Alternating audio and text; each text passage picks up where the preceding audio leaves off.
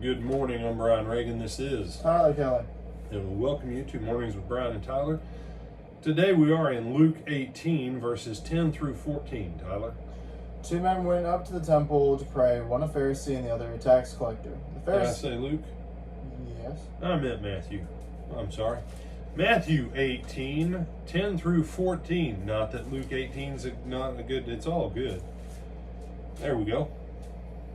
Take heed that you do not despise one of these little ones, for I say to you that in heaven their angels always see the face of my Father who is in heaven. For the Son of Man has come to save that which was lost. What do you think? If a man has 100 sheep and one of them goes astray, does he not leave the 99 and go to the mountains to seek the one that is straying? And if he should find it, as surely I say to you, he rejoices more over that sheep than over the 99 that did not go astray. Even so, it is not the will of your Father who is in heaven that one of these little ones should perish. Okay. So again, this is the parable of the lost sheep. Now, if you have one of those breakdowns, say in the back of your Bible, says the parables of Jesus, sometimes this one is connected with Luke 15. That's not accurate because Luke 15 is actually one real long parable told at three different levels. So the parable of the sheep here is not really the same as its usage over there in Luke, because what he's talking about here in verse 15, he says, moreover, if your brother sins against you. That means if your brother has departed, if your brother has strayed, you got to go out and you got to try and find that one. And you say, well, he's got 99.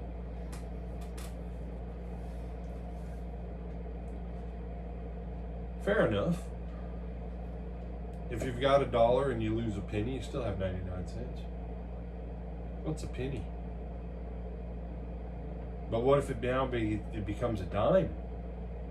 Are you interested in finding your dime? If you only have 10 dimes? You say, I'm not really worried about it, brother. Well, what if it's 4 quarters and you lose 2 of those quarters? Now it's 50%. Now are you interested in finding 2 quarters? Well, yeah, I'll look for those a little bit. You see, this is part of the problem. You and I, we look at this one and go, well, it's just 1 out of 100. It's just 1%. Okay.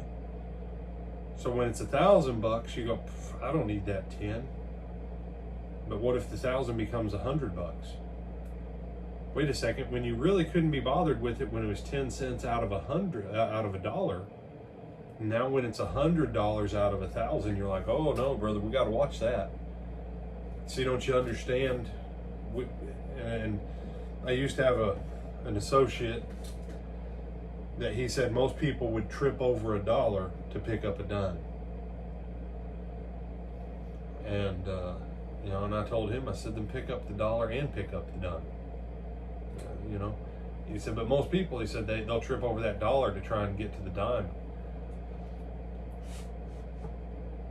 But can I tell you a secret? If you're willing to let a penny go, 1% go, and you say, oh, 1%'s not that big a deal, then what are you going to do? Because you don't just lose 1% one time. That 99 will become 98, 97, 96, 95. And what he says here. Now, some people, you're not getting them back. You may not ever find them, as it were. Or by the time you get there, they're already dead because of the wolves or something. But you still have to make the effort. And that's his point there in dealing with a sinning brother, which is different from his point in the Gospel of Luke. And when we get to that long parable in Luke 15, you'll see the difference between the two. Going to seek your brother to restore him is you going out trying to get that one sheep that's gone astray. And that's part of the imagery of what's going on here. You have some other thoughts on this, my brother? No, sir. With that, we bid you good morning.